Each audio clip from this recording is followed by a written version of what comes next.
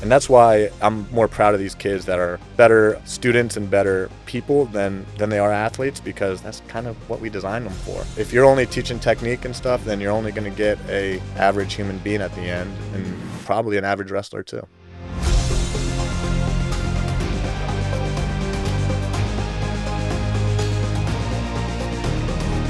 Welcome to the Love Your Brand podcast. If you're looking for real conversations with real people, you're the right place. Let's go! Welcome to the Love Your Brand podcast. We got a special guest today, Mr. Roman Perryman. Whoop! Yep. What's up? In the house. Perryman. The Thanks man. us. Former D1 and professional athlete with a passion for health and wellness, personal development, and community. He's a trainer and a mental health coach. He has connected with many interesting individuals and shared their stories on Roaming Around podcast. Roaming around. So Roaming add to around, that, baby. Roman. What did I miss? Because that's just like Quite the a tip of the bio, iceberg. yeah. Gosh, man. Shoot, I'm a cat daddy as well. I got a beautiful Bengal cat at home. Well, can we Okay. pause there for a second? Throw that in there for throwing out who Cat I am. Daddy, I like it. Yep, I'm a cat daddy to a beautiful Bengal named Dantes.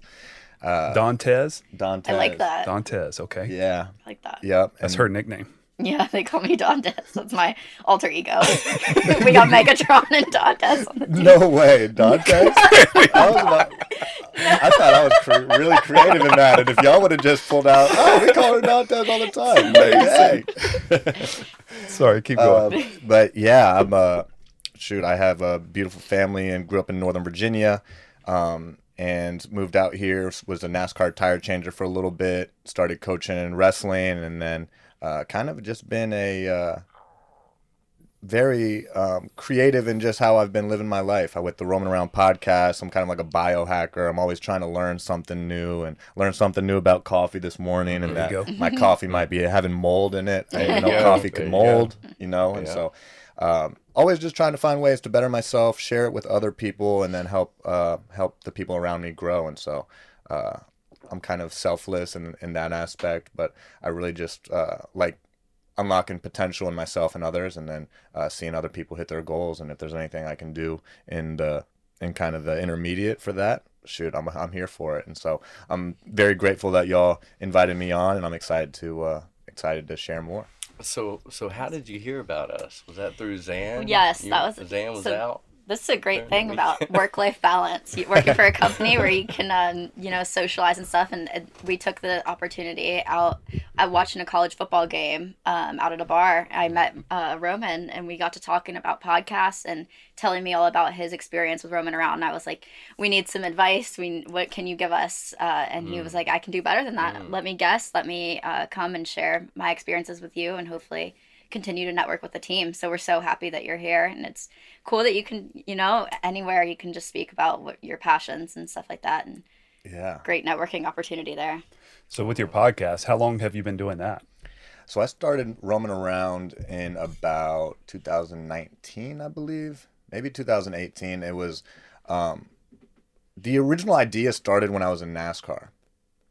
38 weekends a year we were on the road, and it got to the point where I started just having fun and getting creative. And so I'd like call gyms in wherever we were, like Kansas City, and be like, hey, put on my best like Southern NASCAR coach. Hey, we got all these Hendrick Motorsport athletes out here looking to get a workout in. Like, can we send them to your gym? And then these gyms would just open their doors to us, and just like we'd try everything, and they'd just be like, hey, try this, like you've seen this, and they would just give us the whole tour. And then I was like, man, like this is pretty cool that like people are just, it's like I'm sharing what they're up to, as well as get to experience new things for myself. And so that's kind of where it started.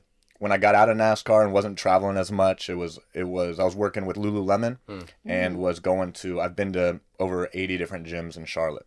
I was trying to see all these different gyms, and with my sports and exercise psychology background, it was like, let's go in and figure out what these gyms are doing, and like what's different from this yoga studio to this yoga studio.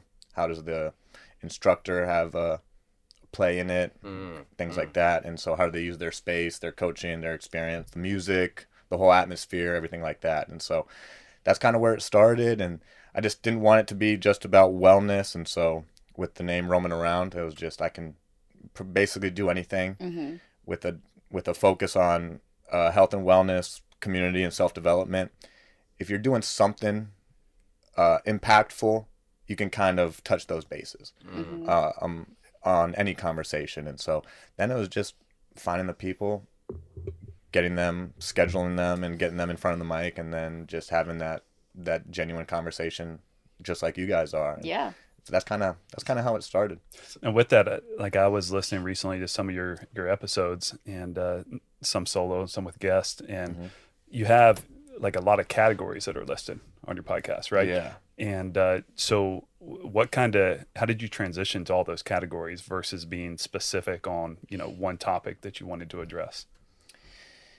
I guess it wasn't that hard to get different categories because of the different, like, I try not to bring the topic to the conversation. The guest brings the topic. And so like, and then like I started off being real scripted and sending them questions, and then I was like, man, now I'm scripted and then they're not. And so then it's like, now I just don't even send them anything. I'm just like, hey, show up and we'll start the conversation. Let's just talk. Yeah. And just talk. And then it's kind of about figuring out like what the topic or the conversation or what like category to put them in after the fact of the conversation. But those ones were kind of just, all the categories came very naturally. It was just like the flow of conversation, how can I put these in, whether it was a lifestyle, a person talking about their lifestyle, or fitness, or and then also the category in which the person lives their life. Like if they are an MMA athlete, it's probably going to go under the sports or fitness. And then if they're creative, if they're an artist or something, they'll fall under the creative category. And so all just naturally came up with the variety of guests that I was having on. So how do you go about finding these podcast guests? Are you just emailing? Are you connecting on social media? What do you do for that? Watching football games at the bar. Absolutely. Clearly. Yeah. Yep. Absolutely. Like that's most of it is just in Running life. Like I've actually had people reach out to me to be a guest on my podcast, and most of the time when they reach out and they try to give me all their credentials and stuff, it just kind of doesn't seem as genuine as it would if I had crossed paths with them and met them that way. And so those are always like the immediate ones, and the ones that I'm the most excited for are the ones where it's like I've met this person and then they had no idea that I had a podcast. We just started talking, and then after sharing what they do, I'm like, that sounds podcast worthy. And so it's more of just like it's more of putting myself in places with creative people and people doing something, and then trying to convince them to come on the podcast. Yeah, I feel like this area is a really good place to network with so many people. I feel like everybody has a really good story. Everybody's especially young and hungry. So I feel like you meet a lot of really fun people.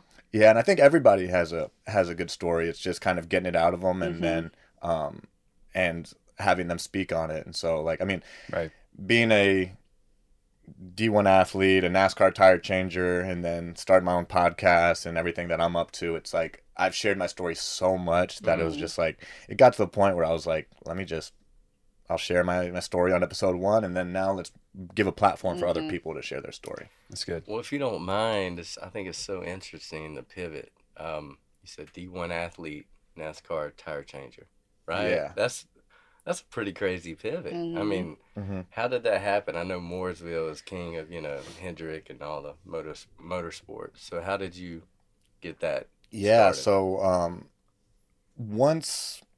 this started, I believe, in like the early 90s or maybe the early 2000s was when NASCAR teams started looking towards athletes to change tires fast instead of teaching mechanics how to be fast. And so there was just that, even just that change of intention just allowed it for more athletes to come into the door to be those pit crew members. And so I was just my senior year, finishing up college, Big 12 finalist, and then a couple weeks later, my strength coach called me and was like, "You ever thought about trying out for NASCAR?" And I was like, "Shoot!" I was like, "If it's another chance to be an athlete, like let's take it." Awesome. Like, there's a very small window of athletes that go on to wrestle at the world the U.S. team, the world team, Olympic team.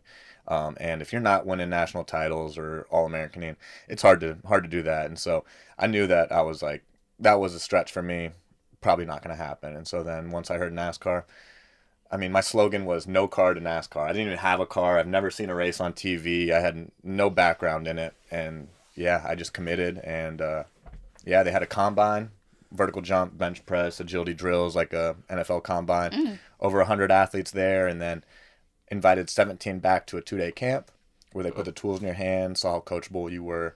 And you did a couple pit stops there that were like 2-minute long pit stops. I mean, it was just like nobody knew what they were doing. They were just trying to figure it out. Like 6 guys just trying to figure it out.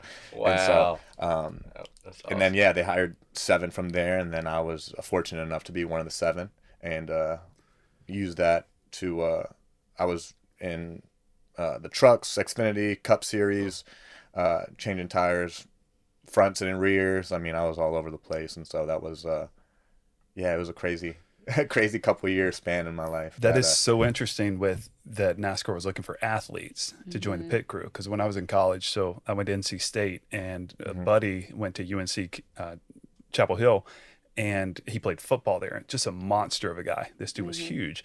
And after he graduated, he became on the pit crew in NASCAR. And it seemed to me, it was like, that seems so weird that he went NASCAR. But now hearing this, to where it makes sense, these strong, athletic type people to come in. Because you think in business, like when an organization hires sales team, there's 2 approaches you can take with that. You bring somebody in with sales experience, or you bring somebody in with product knowledge. And then whichever one they're lacking, you train them on. So if I have sales experience, all you have to do is teach me on the product. Or if I have product knowledge, you have to teach the sales. And so I think with that, it's like, they need the criteria with somebody athletic. The criteria with somebody that can manhandle these cars, and do it fast and be agile and all this stuff. Then they're going to teach you all those things. Like you said, 2-minute pit crews to get that down to 1.5 minutes, then 1 minute, then 30 seconds. Yeah. And before you know it, teaching them. Is that kind of how you saw that? Is that how it worked? Yeah. It was like that learning curve. It's like, we have the ability, let's just teach them the task, let's just teach them how to get the lug nuts off, put the tire on, everything like that. The interesting part was that there was still guys that had been doing it for 20 plus years that were not athletes that had just, and because of their experience, they didn't need to be athletes. They were still the fastest. Oh, okay. Like, I mean, these guys, like the guys that so when I was in there was 5 lug nuts. Now there's 1 lug nut. But you had 5 opportunities to mess up essentially on each wheel hub. And when we started, they wanted us to get our 5 lug nut pattern in a second. And so just 1 second, just hit every lug nut. And then you got guys that have been doing it for 20 years that their pattern is half a second. They're like, Wow. and so because they've done it thousands, if not hundreds of thousands of times. And so it was cool seeing those guys, because those guys were make it look effortless. And then they would just, it was just wild to see, because they'd get all their lug nuts done, and then they're kind of waiting for another person's job to happen, like whether the car to raise up or something to happen, and then they were kind of just ahead of the game. Whereas, like, when you think about it, if you mess up on one of those lug nuts, like 5 hits is a perfect pattern. If I have to hit 6 and go back and hit another one twice, I can't make that up on the other side. Like, that's time that's just lost in oblivion. Like, I can't go back and hit 4 on the other side and take the tire off. I still got to hit 5. And so then that's where it's like, you got to be as precise as you can in your job. And then you got to work together with the other people too. So that as that tire comes out, the other tire comes in, I come in, hit that first lug nut on. And then, yeah, it's so choreographed for speed. I mean, as a sports psychology guy and someone that had nothing to do, had no idea what NASCAR was, like, I gained a lot of respect for not only the driver, the crew, the engineers, the pit crew, everybody that's associated with that sport. Because it's people don't say it's a sport. There's some very sport like things in that NASCAR. So many people I've heard. I don't know if any of y'all watch NASCAR. Dantes, do you watch NASCAR? No, not often. But with that, like, I've heard so many haters on NASCAR and races. They're like, it's so boring to watch, just go around an oval track. How hard can it be to drive? And then on top of that, they just say all it is the driver. But what you're sharing with us is how much of a team approach it is, to where the driver is driving the car. But if you don't have this pit crew that's getting you in and out of the pit quickly, that's, you know, like you said, missing one lug nut, I mean, you're behind half a second or 3 seconds, which is everything in a race, you know, to where somebody can win by just a millisecond kind of a thing. And just how the team approach applies to everything. I've never thought that much into NASCAR, so that's really eye-opening. Yep. And one of the coolest things was that, like, I got to give that experience to all my friends and family that came to a race too, because I got to get them in the pits. Oh, that's awesome. And they're very similar in that they have no NASCAR experience either, weren't fans of it by any means. And then once you start, like, once you see everything behind the scenes, you have the headphones on too, so you hear the crew chief talking to the spotter that's up at the top of the stands that's watching the car. You hear him talking to the driver, and then you hear those on the mic, and then you see on top of the pit box that the crew chief is taking his headphones off and talking to the tire guy to tell him to put more air in one of the left tires and to take tires out, and so then he's knocking it like it all, and then same thing with the pit crew. It's like you got one of the tire carriers like make an adjustment to the car. Like, there's so many different things that go in, and then it's cool because you can then hear the feedback from the driver, like, it's still tight going on entry, and like, or still like loose going out. He's like spinning out as he's making the turns almost, and he's trying to hold on, and so much goes into it. Fascinating. That you do gain a lot of respect for the sport, just going to a race, putting that headset on, and just kind of being a fly on the wall. I really dig it because, you know, it's a culture shock, right? Because, you know, they start bringing in these athletes, and think about the experienced guys, 20 plus years of experience. You know, these athletes are coming in. Next thing you know, you've got some kind of workout routine, and they're getting this, you know, this physical toughness from you guys just through the culture shift, right? It was new. But think about how much, you know, it helped them out, like having that aspect, right? Just bringing that. I find that so cool. It's like, you know, I took the boys to watch Gran Turismo, the movie. You know, I used to play it when I was a kid. Yeah. You know, that's a real story. They actually had a training camp and had a lot of virtual racers come to a training camp, and actually they raced. They formed a team and raced. Wow. You know, it was disruption. It was a creative disruption, right? And now it just shifted the industry. You know, the same thing with racing. That's why I found it so interesting. You know, they bring in these athletes, but just think of the shift, the disruption that caused with the other teams, right? Oh, we got to get athletes. Oh, we need a workout regimen. We need everybody stronger, you know, and faster. And I just find that's cool. Yeah, imagine being the first like athlete on pit road, being like the Jackie Robinson of pit road, and just being out there and just like, and like it's funny because like it comes with I felt like we were almost treated like the stepchildren too, because everybody else, they put thousands of hours into that car, and then we just show up on race day. Like we're doing our work and everything, but it doesn't matter what car they showed up, we're just going to change the tires for about 10 to 15 seconds. And so then when we mess up, it's like now everybody's just put thousands of hours into a car, and then had the guys that just show up on race day, and then they messed up. And so it was like there was a little bit of, they called us rock stars, and like not in a good way, but we would just show up, like we would just show up, like, because they would fly out on Thursday and be there until Sunday, and then we show up Sunday morning or Saturday morning, and like we're just like sunglasses up, like just like rolling in like all late, and then they're just like their heads are already like they've already been in an exhaust pipe all day, their black faces are all black and everything, and they're just like, who the heck are these guys? Who are these athletes that don't know anything about cars, like things like that. And so it came with a little bit of animosity too, and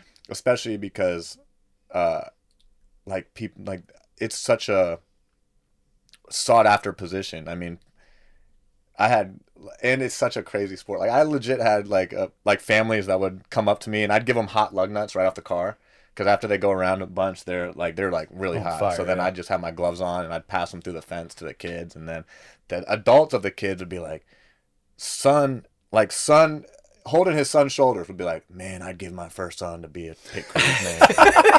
Like, and I'm like, what? Like, it's so crazy that, like, I mean, people are really fans of this sport, like, die hard. Die hard. NASCAR is like a die hard It fan is base. a die hard. Yeah. And, like, and you don't know it until you know it. Like, you don't know it until you see Dale Jr. crash out and you see half the stands leave. Mm-hmm. Everybody just leaves. They're like, if Dale ain't racing, I ain't watching. And they just leave. Or you see, like, these huge, massive back portrait tattoos that have, like, a NASCAR driver, like just driving up to heaven. And it's crazy. Wow. Like, you see these tattoos and stuff. It's like, when you go there, these people are in love with it. And it just brings it brings a whole nother respect to it too, because it's so much bigger than just, like, changing tires. And that's what I thought about it for a little bit. I was like, I'm just a tire changer. And then I'm like, no, this is like, there's people out there that probably have my race car number tattooed on them, and I got to do my best pit stop so that they stay, or so that they have a good time and things like that. And so it's a wild time, that NASCAR community. That's fascinating. You mentioned your degree was sports psychology. Yeah. How did you maybe expound on what exactly that means and why you went to school for that and how that prepared you for, where you went after that? Yeah. So I'll start with why I chose it. I was a knucklehead my first year at college when I went to Virginia Tech, and you're a Hokie? I was a Hokie for a year, and it was a short year because I was academic probation, just not doing the right things. I didn't buy my books. I didn't go to class. I was kind of I didn't know what I was getting into. And I'll have to show you guys my school ID after this, because you can, like, if you look at my school ID from freshman year to my West Virginia, my second year, it's just like, you're like, okay, that kid. If you get it to us, we'll pop it up right now. It's in the car. I'll get it. I'll get it so that you guys can show it on the video. But yeah, I was kind of just a reckless kid my first year in college, and that led me to look to transfer, and then with the help of some good family friends, it was West Virginia was a smooth transition, and with that, I got in-state tuition by choosing sports psychology as a major. It wasn't offered in Virginia, and so academic common market, I got to choose that, get in-state tuition, and then pursue sports psychology. And so it was it was a phenomenal major. It really showed just, like, the mental aspects of what being an athlete is, and, like, what we all deal with, and like, tons of different things, from just, like, performance psychology to what happens when you get injured, to like how to, like, look at practices. There's actually so much that you dive into in that subject. And transparently speaking, I kind of wish I took more advice of what I was learning while I was competing, because like, at the time, like, I was going through injuries and things like that, and you would have, like I walked out of an injury class in a boot. I was in a boot, and we were talking about injuries, and they were like, the injury could come from you getting caught in traffic on the way to practice, and you not being fully mentally prepared and present in practice, and then something happens. And I was like, this is bull. And I just, like, I walked out in my boot. And so it's like, it wasn't like I sped walk out. It's like, it took me. You hobbled out. You're like, I'm out of here. Like I said, I'm out of here. And you're still walking out. I'm almost out of here. I'm almost there. Once I close that door, like, type thing. Yeah, that's kind of how it was. And like, nowadays, I just look back on it, and I'm like, man, like, if I would have just, like, taken what I was learning to heart, I probably would have been a better athlete, because I was the athlete that I was very good in the practice room, and I couldn't put it together in competition. And so all my teammates were top, like, almost all Americans, things like that. And so it's like, I was around the right people, but I couldn't be who I needed to be during competition time. And so I wish I would have listened more, but I learned a lot. And now it's like, now I'm using that with my kids now that I'm coaching, which is kind of the, I guess, like, the golden aspect of it, that, like, sure, I didn't get to help myself with it, but now I get to help my totally. Youth kids, wrestlers, and some of my fighters with it too. And so still using it almost every day, but not really on myself. I mean, that's how it happens. I mean, I've got 4 kids, right? So every day is, trying to teach them the lessons that I've learned, and yeah, we always need them to be better than we were, right? It's always hindsight. It's wisdom, right? As you get older. Yeah. So you're passing on wisdom now to your fighters and wrestlers. So true. And I always think, I think failure is one of our best teachers. I grew up and like fear of failure was such a big thing for me. And it actually prevented me from doing things because I was afraid I'd fail. Yeah. And so then I really wasn't making an impact, because I was constantly thinking, well, if I do this, I'll fail. So I played this safe. And then as I got older and then life happened and to where there's a lot of failure that happens, without even pursuing something. And then, if you bounce back from that and you look at the lessons that you learned from it and how to be better, it's like, then you can empower those other people. So you have these kids that you're coaching and it's like, you can bring your experience in because it doesn't have to be somebody on the most successful platform. It doesn't have to be a wrestler that's the Olympic, type of wrestler to say, hey, this is how you do it.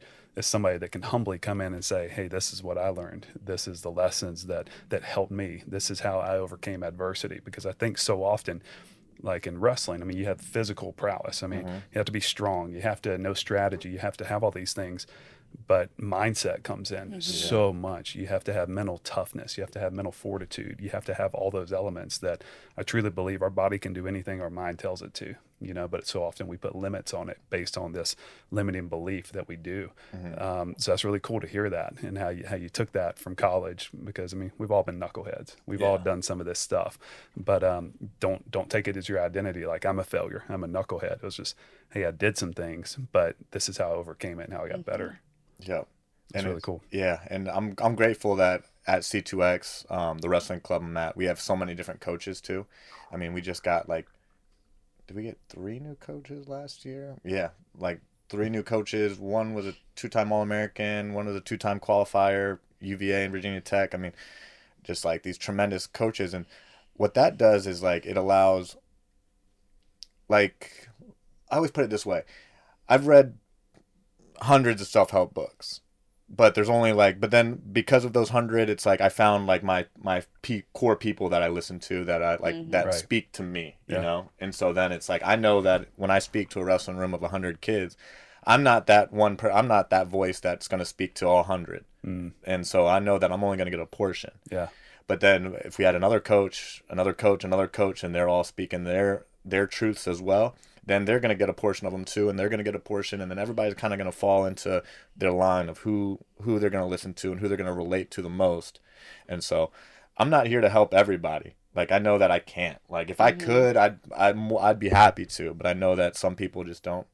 My voice doesn't tap into where, say, one of my other coaches' voices is. And so, yeah, the ones that attract to me, I'm just I'm welcome with open arms, and bring your friends, who cares? But it's cool that we have so many different voices trying to work on the same mission. That's just, we're here to build servant leaders while growing the sport of wrestling in the Carolinas. And so it's been a phenomenal organization to be with. And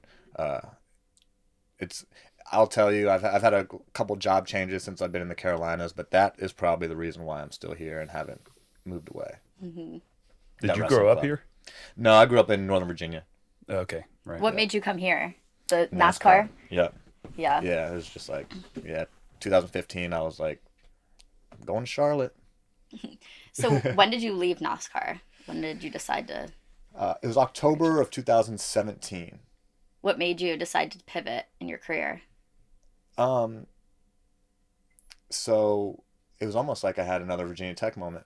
It was 38 weekends on the road. Yeah, I'm sure it's a lot. I was kind of a wild card. I mean, I was at every strip club, every bar, every casino. I was having a lot of fun. And I found my threshold pretty early that you get to the racetrack 6 hours before the race, I can sober up, It's I found where I could sober up and still produce a decent pit stop and not be the one that slowed down the pit stop. Did your team know at the time you're living that lifestyle? I can imagine if I'm your team and you're out partying and 6 hours ago you're getting a little bit of sleep, I'm going to make a judgment that you're not going to be your best because of that lifestyle. Like, were they aware of the lifestyle you were living? Yeah, and when you're starting off like in the NASCAR game, you're not really on the best cars. Like, it's not like they're throwing me on Jimmy Johnson's like straight from the jump. Like, I was on the trailing end cars, like 35th and above. And if I if I ran, like, even if I did a bad pit stop, like the top guys were running like 11-second pit stops. We were running 13 to 14, and we could run 13 to 14s, and like, and then the crew chief would be like, hell yeah, like, and just be like, because it was a good pit stop for them. Like, Okay. and so you weren't, it wasn't like I was, I don't want to, it's hard putting their perspective in it, because I never want to think that that my team had animosity to me because I was partying, because a couple of them were partying with Probably me too. with you. It wasn't like I was on there on a sailboat by myself. And so we had a lot of fun. And then there were some times where a couple pit stops would boil down to a couple pit stops, and you'd have a bad performance. And but even if it was a bad performance, you never really looked towards the guy who slowed it down. It was kind of a team thing too. And so it's like that. you wouldn't. Sure, you would have a little bit more pressure on yourself and maybe be a little more upset at yourself if you messed up, but it wasn't like the team was looking at you like you're the reason why we ran this pit stop, or you're the reason why we didn't finish as well as we should have. And so I'm glad that I didn't. I actually had one race. There was no partying involved, where I performed bad and I gave a top 10 car 2 loose wheels. And then he ended up getting like 20th or something, which in the grand scheme of things is a lot, because the purse for a top 10 finish and a top 20 finish are very different. And so it wasn't completely my fault, but yeah, I do take ownership for those 2 loose wheels. But yeah, it was like, there was, most of the time the team's on your back, they got your back too. It's not like they're pointing fingers. I guess that's like every good team. Yeah. You know, you can't just, if you're pointing fingers at somebody, especially on like a 5-man team, I mean, it's a little, it's tough. It's tough, and especially when you're all working together and trying your hardest as well. I mean, I think that's the definition of good leadership. You know, I come from the corporate world, and you have managers and you have leaders. And the managers are the ones telling you what to do. The leaders are the ones going in with you. And to where if I mess up on the task at hand, the project I'm working on, I have my boss who's a leader who's taking responsibility as well. He's in charge of me, even though I messed up, and I never felt alone. And, you know, I think it's the same thing in the military. You know, you have these platoon leaders and they're in charge of everything. Somebody else can mess up and lives can be lost, you know, missions can not get accomplished, all this stuff. But I mean, that leadership and team approach, I mean, it's foundational, because we're all going to mess up at some point in our life, you know, but it's how, when you surround yourself with that community of people that, hey, we're going to pick you up, we're going to dust you off, we're going to work, we're going to get through this, we're going to get better.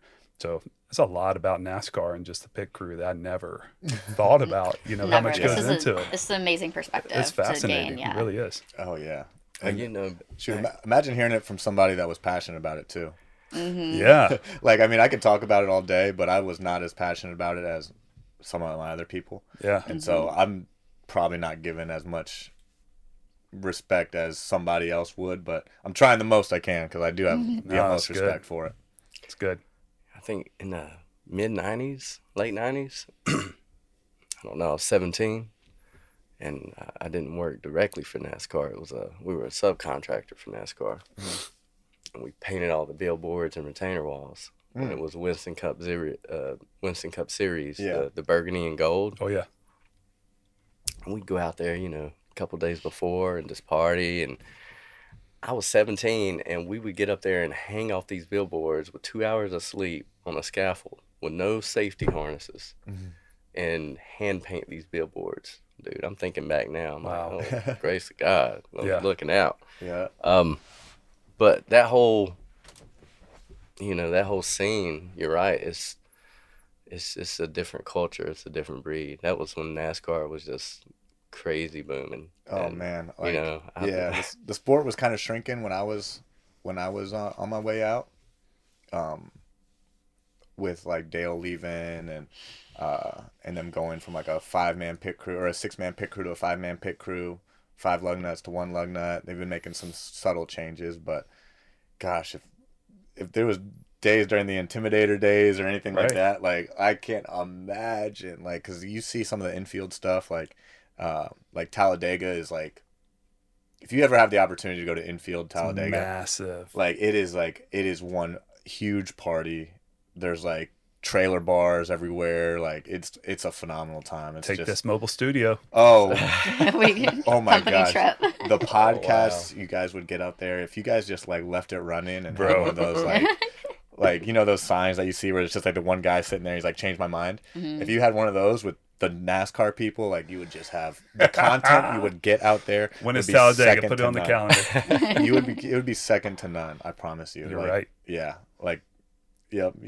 The memories are just the faded awesome. memories are flowing in. Yeah, I mean, mine NASCAR too. I'm like, Yeah.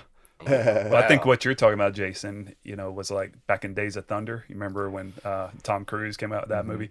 I mean, that was like how it was, and how much NASCAR has changed so much. I mean, just the drivers in general, you know, from where they come from to even like when the first female driver, you know, came in to, I mean, the top drivers today are not your typical how they were raised NASCAR drivers back in the Intimidator kind of days. And so it's a sport that has evolved and changed tremendously. But most of the people that watch still have those back tattoos with a Scorpio car going to heaven, right? You have one of those, right?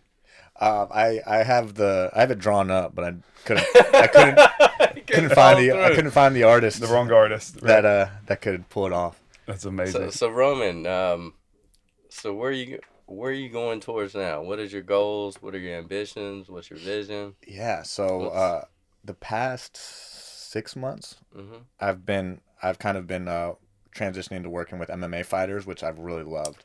You said Bellator, I believe, last time we Yep. spoke. Yeah. Like I helped one of my really good friends, Justine Kish, in her last Bellator fight. She was number 10 and fought number 8, I believe.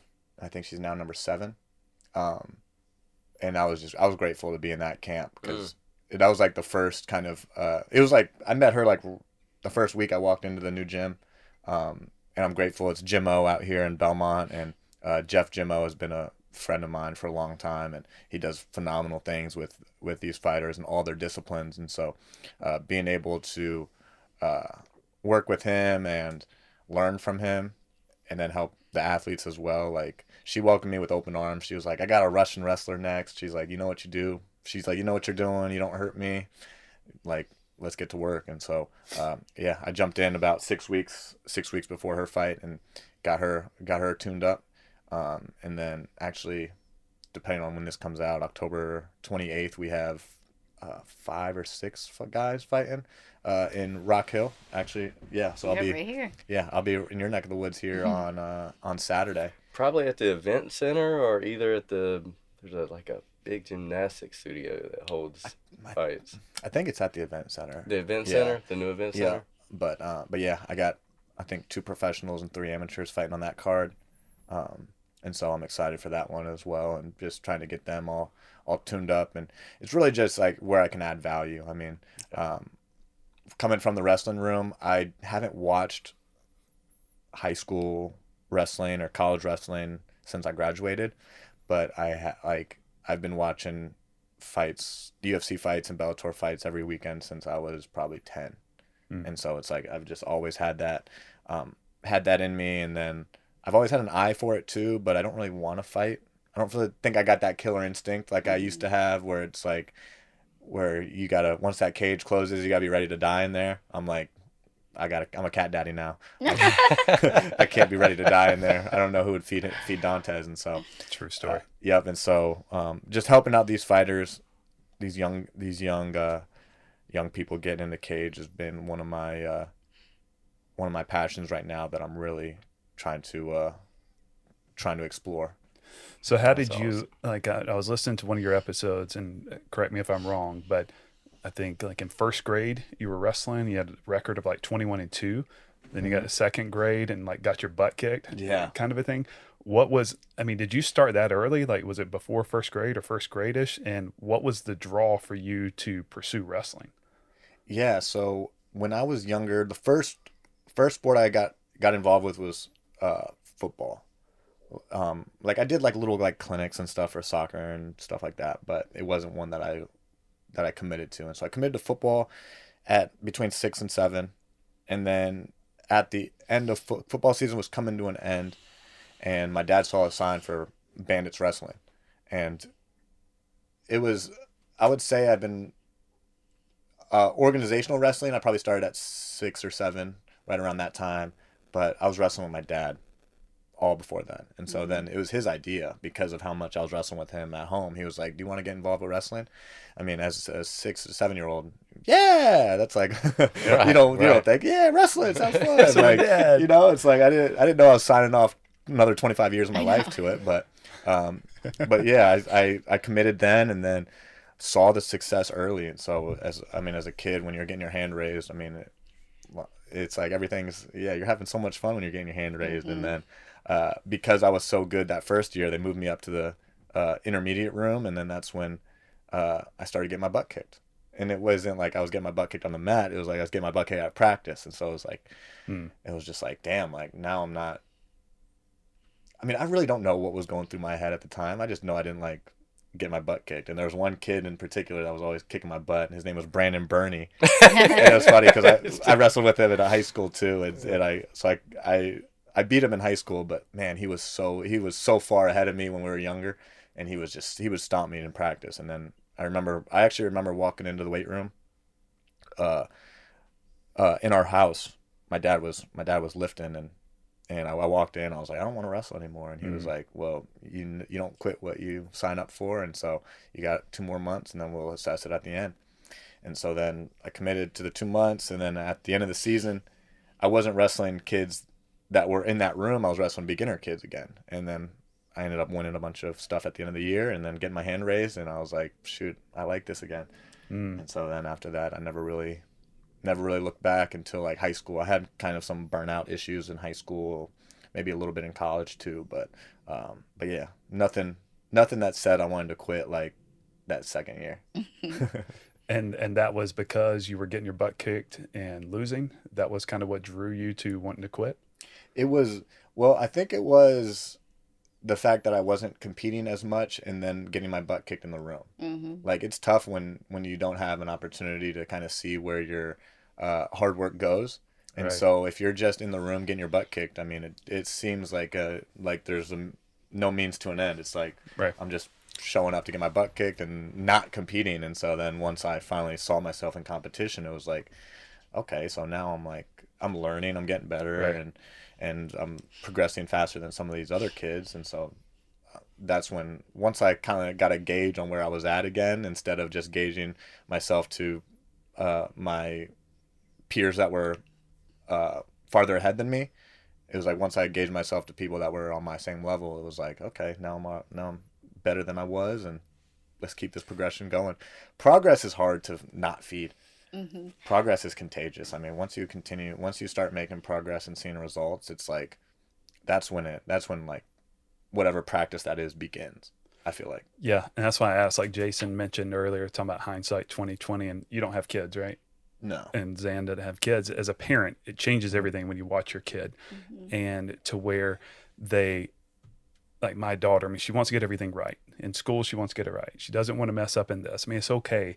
And, we can beat ourselves up so hard when we don't get things right. And I'm constantly trying to teach her, hey, just do your best. And that's all I care about.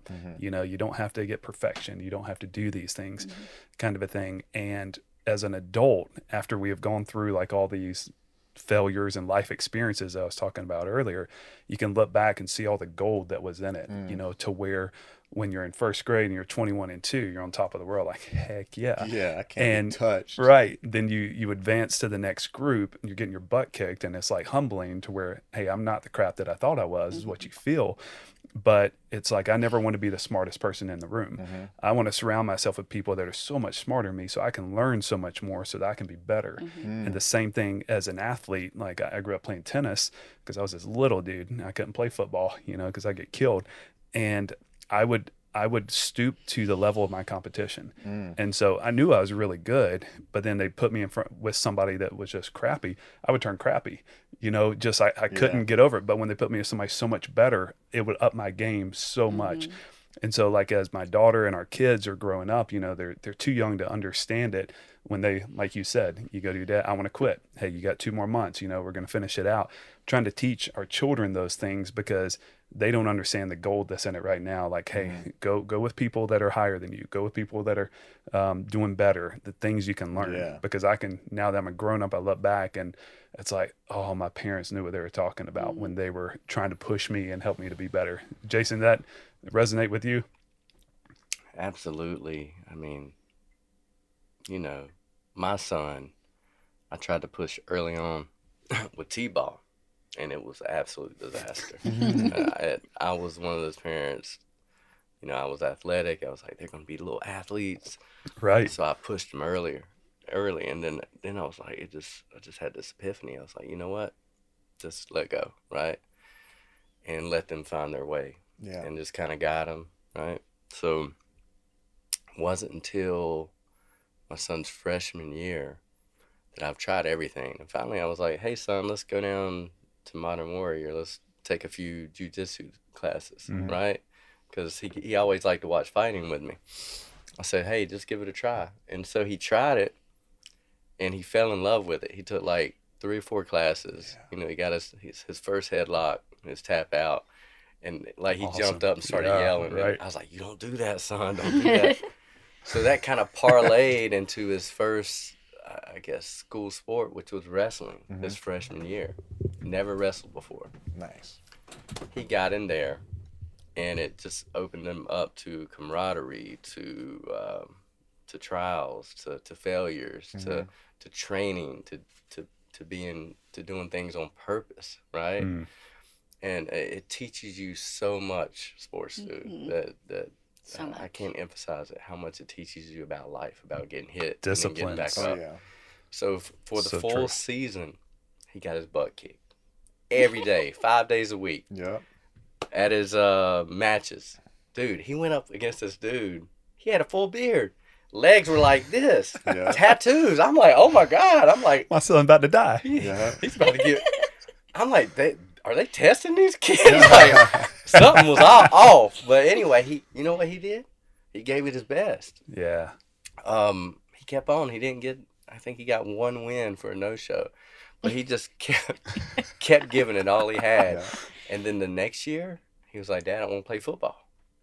See how it parlayed, and he wasn't scared. So he switched schools even, Northwestern. So I called the coach and like, hey, can he jump in? He was like, sure. So he gets right in, but he's like, he's lifting weights. He's watching what he puts in his body, right? Yeah. When I was that age, I was putting everything into my body. I Right. didn't care. I Yeah. could still perform, right? But he's already being in tune because of what we're teaching him as a family, about, you are what you eat, Right. and about performance. And now he's getting a lot of playing time. He's playing defensive end, first year ever playing football. Seeing that growth, how it parlayed from 3 jiu-jitsu classes is just freaking mind-blowing. Yeah. Like his attitude, his responsibility, his willing to learn, his constant motivation to not give up. That's what life's about, right? Just it's failures. It's learning from your failures. So true. I It's feel such like a blessing. I feel like all these lessons are so applicable to everything that you do in life. They are. Like for me, being on a sports team, it was, even if you were going through hell, you were with people that are also going through it, and that's where you build the strongest relationships. My friends have all stemmed, most of them, from a sports team, or like my sorority, which is kind of the same mindset with like, if you're not enjoying it, if you're we have to go to all these events together, you're forced to spend this time. And it's like, oh, we have we have to go meet with another sorority at this time, and then we have a philanthropy event. And I think all of that in college, same with a cohort in business. My cohort was going through all the same classes as me. And that's like, if you're not enjoying the class, but you have everybody else around you. And at a young age, sports are going to teach you that quickly, and they're going to give you humility and humbleness, which I definitely needed, and I still probably do. But just continuing to do that, I think there's so much you can learn from being with other people going through the same thing, especially sports. Yeah. It's really good. Yeah. Embrace the suck. Embrace the suck. Yeah, when you're doing it with, it's like, it just helps. I mean, wrestling is one of the ones where it's like you do a lot on your own. Like the amount of miles I've done just by to lose weight on my own. Like gosh, like I bring back, like, I was like the most determined 14-year-old when I once stayed at 14. I was on a freaking mission, like, and no one could stop me. I mean, I was like waking up 4:45 every day, running for 45 minutes before school, making my own breakfast, making all my own meals, showing up to school with plastic bags of tilapia and rice, and while everybody else is eating their pizza and subs and everything, and they're telling me I have a bad relationship with food, and I'm like, look at y'all, like, it's so funny. And yeah, it was just like I feel like I'm trying to tap into getting back to that 14-year-old Roman, just because I was like blinders on. Like, it was just like I was just on a mission. I had transferred schools, kind of like your son, and didn't really know anybody at the school except the wrestling team. And then it was like, let's make a name for myself. And I was like, have you guys read The Secret, the book The Secret? Yeah. Yeah. And so, like, law of attraction type, I was like, my dad gave me that at 13. I read it, and then I feel like I used it at 14 to get that state title. Like, that's awesome. Even just sitting in the wrestling room, like, we had 3 boards: district champs, regional champs, state champs. Your name would get on the first 2, and then your actual picture would be on the 3rd. And my dad was like, I know you're going to be on these 2 boards, but I don't know about this one. And then I was like, that's the only board I'm going to be on. And then like months later, it was like, I won it in my own gym, and it was just like. Do you do like declarations during the day? You know, some people, they write stuff on their mirror and like, I am this, I am that, I will do this. You know, like, you're stating it. It's kind of like The Secret, the law of attraction things, to where people are manifesting what they're speaking into existence. Like, would you do those kind of things? I do like mantras and things like that, and I try to like plant things that will just like keep me dialed in and keep me focused. Like, even if it's just like a little sticker on the mirror or something like that, as long as it reminds you of your goals and stuff, I think that you should have more of those reminders just kind of placed. That's why, I mean, I carry a $100 bill in the back of my phone, just so it's like, if I grab my phone, I'm like, this is probably going to take me away from my goals, and so then I'll just put it like this, boom, and then I just watch. Anybody ever steal your phone? No. Not yet. Good luck trying to tear it out of my hand. You're gonna get in your car and you're gonna be like, "Where's my phone?" Yeah. But the thing so interesting with that is that a phone is worth over $1,000 right now. You know, but yet the $100 is like, I could steal that. Just take the phone and sell it. You get $500. So you know how all that is so fascinating. How it parlays into entrepreneurship and running a business as well. It's the same factors, right? It's focus. It's failure. It's getting back up. It's you know, when you have goals, you always have constant naysayers. You know, constant. You know, and if you don't have that mental fortitude, right, to break through the noise and just keep putting one foot in front of the other, then it's really hard to get to where you can your full potential. Yeah. Right. I know you said you had a few things that, you know, potentially you were looking at doing, right? Running a business. You had a few ideas, or. Yeah, I mean, I'm always coming up with something new. I mean, I definitely want to expand roaming around, and then I've been building a merchant service business with my buddy as well. That's right. Yep. Electronic processing and POS systems, things like that, and that gives me the flexibility to kind of do all these other things too, which is the ultimate goal. Because sometimes when I felt like in my previous job opportunities, when I was sitting somewhere for 8 hours a day, it was just like, this isn't how I operate. This isn't how I operate. Like, I need to be moving. Like, I need to be on my feet. I need to be going places. Like, I need to be roaming around. And like, if I'm in one place too long, it's just like, I feel like I'm doing something wrong. Or if I'm in a place where I didn't have an impact, or if I was sitting in a meeting and I wasn't supposed to be in that meeting, it's like, why? Like, there was just some things I just didn't about like corporate that I didn't understand. Like, it's like you have a meeting with 20 people in here where it's like, there's probably only should be 5 of you here because you guys are the ones that are going to ultimately make the decision.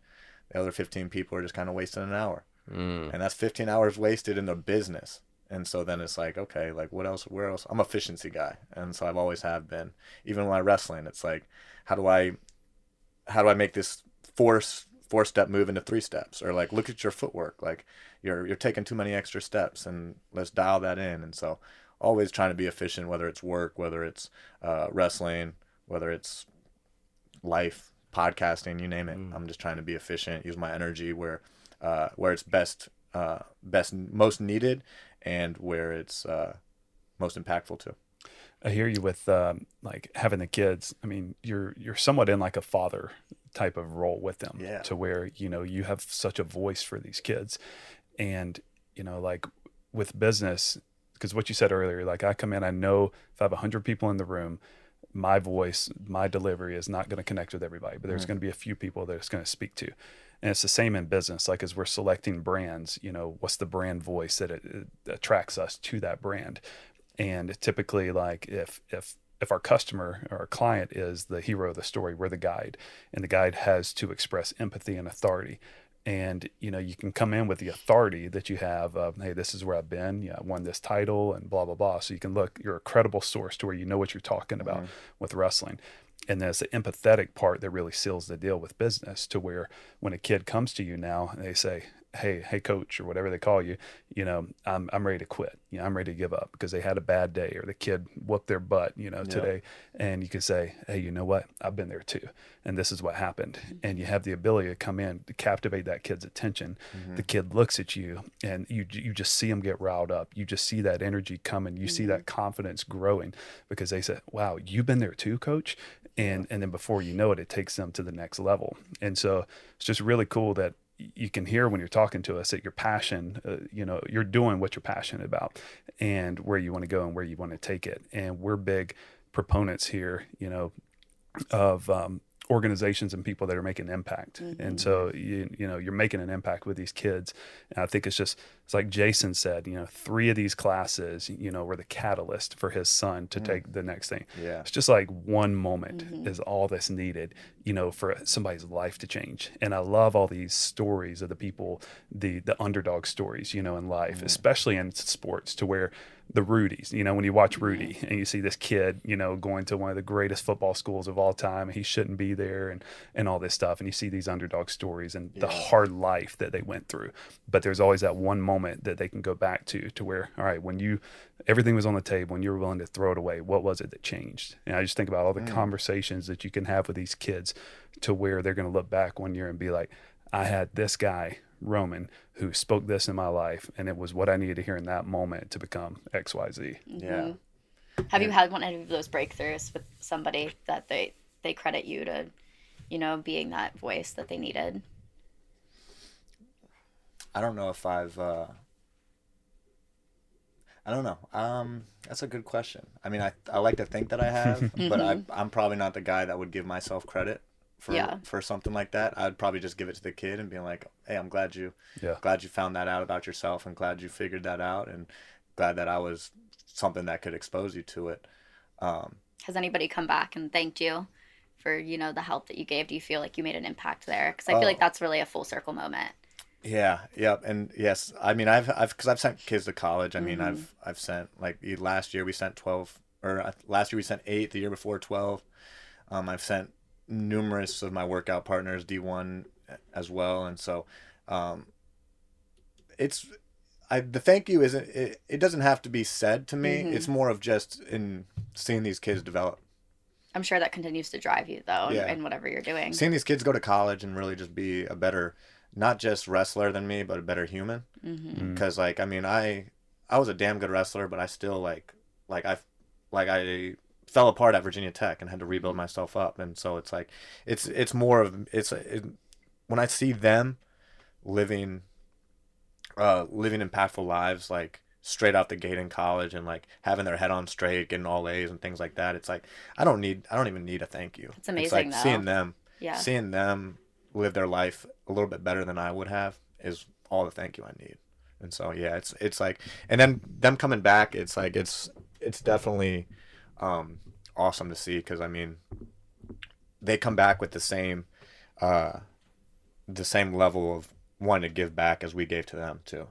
And like that's the best part is like when these college kids come back, it's like I don't want you to wrestle me. Wrestle those high school kids. Get those high school kids better.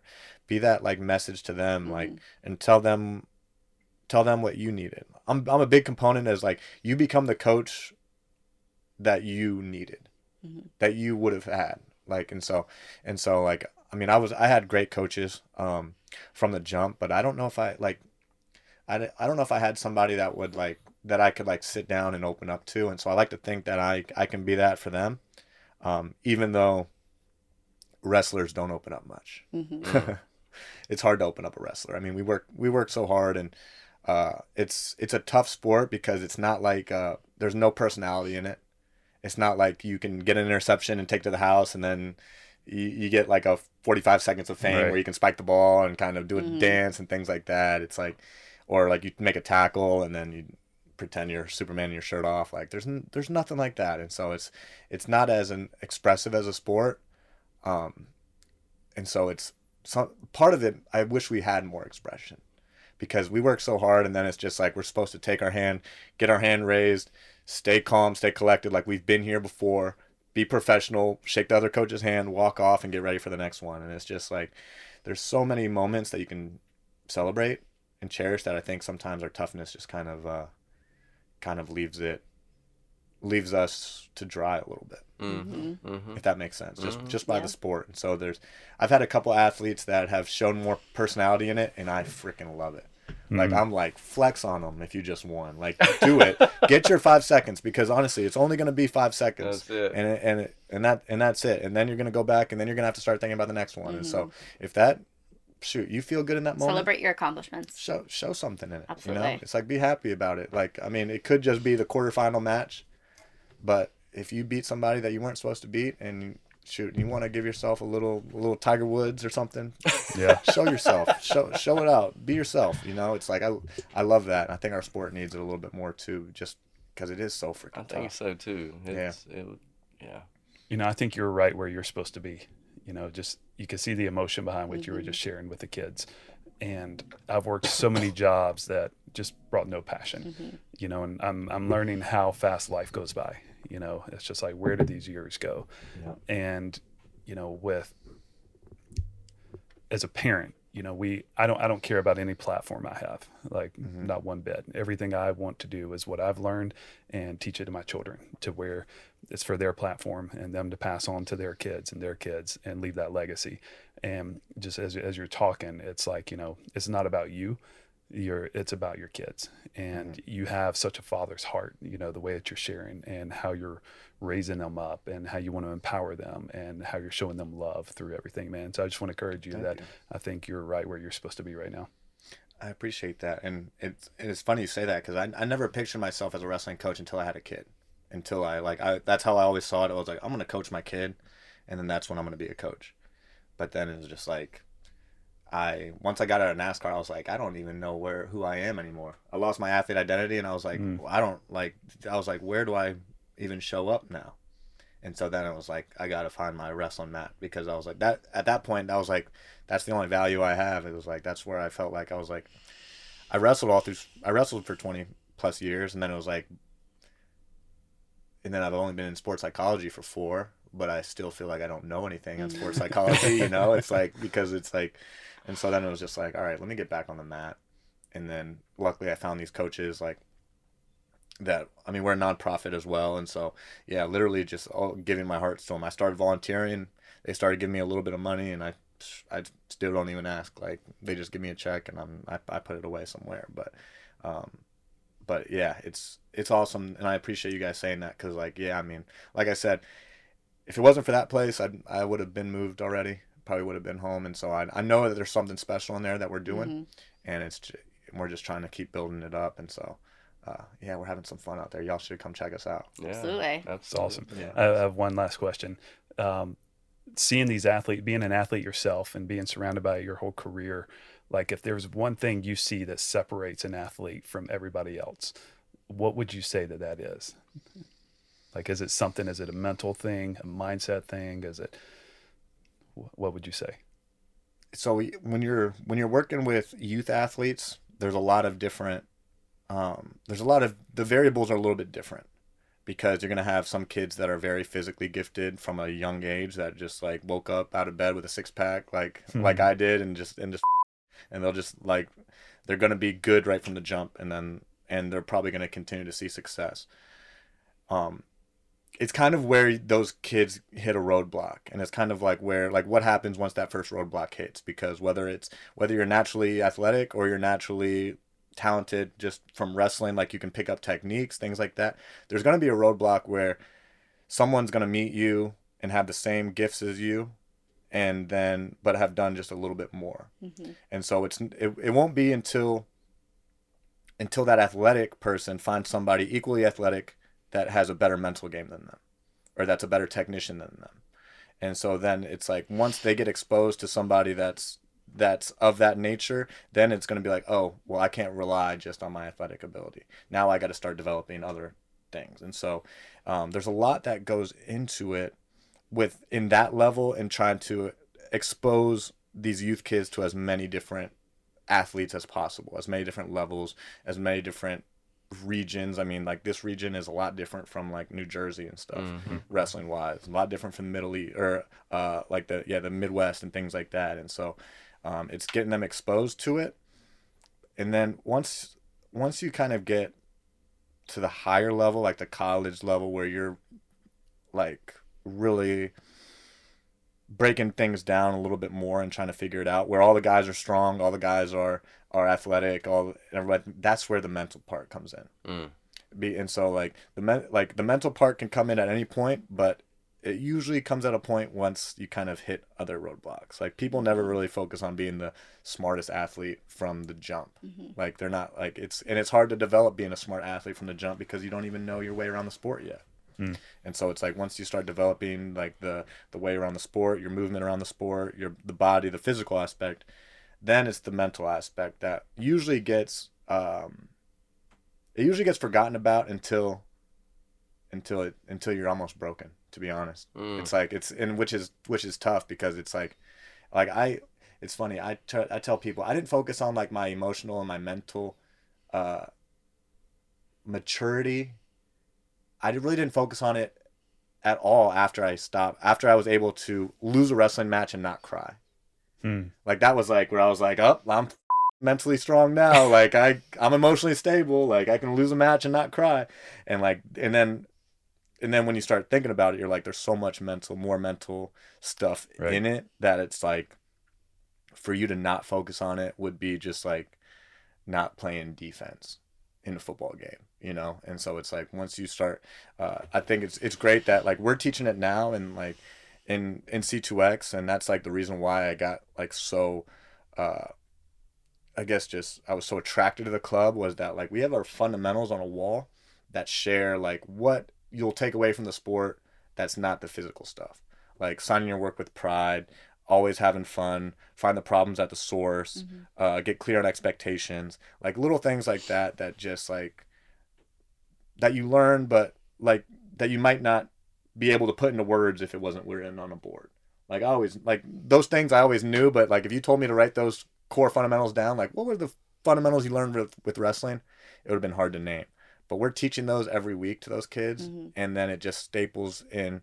And that's why I'm more proud of these kids that are better athletes and better people or better students and better people than they are athletes, because that's kind of what we designed them for. Because the sport isn't for everybody. I mean, it's like even like once you dedicate a certain amount of time for it, I mean, unless you start coaching, like the sport's gonna chew you up and spit you out, just like it does everybody. And so it's like, and the amount of people I've met that have like been like, JV wrestling changed my life. When I heard that, I was like, okay, like, and so I don't need to create 100 state champions to be impactful. I just got to create the impact in here to everybody that I can do it, and then yeah, they'll grow and continue to grow once they're gone with the sport. But yeah, if you're only teaching technique and stuff, then you're only going to get a average human being at the end, and probably an average wrestler too. Right on. Good stuff. All right. Yeah. Hey, well, I think we got some good stuff here. I think today. we got some great stuff. Yeah, I can't wait for people to hear it. Oh, I'm excited too. So tell people, people that want to follow you. I mean, we mentioned at the beginning, you have this podcast. You've been doing it for years now. Like, how can people stay connected with you and follow what you're doing? Yeah, so social media, Roman the Empire. You can find me on all platforms there. Roaming Around podcast. Feel free to Google that, and you can find where I find that. We're on Apple, Spotify, Google Play, anything like that. Yeah. We'll also put them in the description. Yeah, so absolutely. People can find. C2X Wrestling, Wrestling Club or Wrestling Academy is where I'm coaching at. If you guys have any wrestlers or want to learn wrestling, we're trying to figure out an adult wrestling class for that too. But Shoot. But right now we got male and female youth wrestlers from 6 to 18, and so any ages, bring them on out. And then if they want to learn martial arts, we do at Gym-O, we do kickboxing, jiu-jitsu, and wrestling, as well as martial arts and tie it all together. And so if you're interested in that, feel free to reach out to me, and I can get you connected to them too.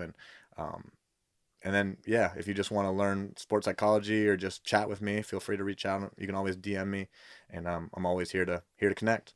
Awesome. Right on. Thank you so much, Appreciate it, Roman. man. Really appreciate it. Thank you all. Thanks for Appreciate joining all us, man. All the good questions and the It's good stuff. conversation.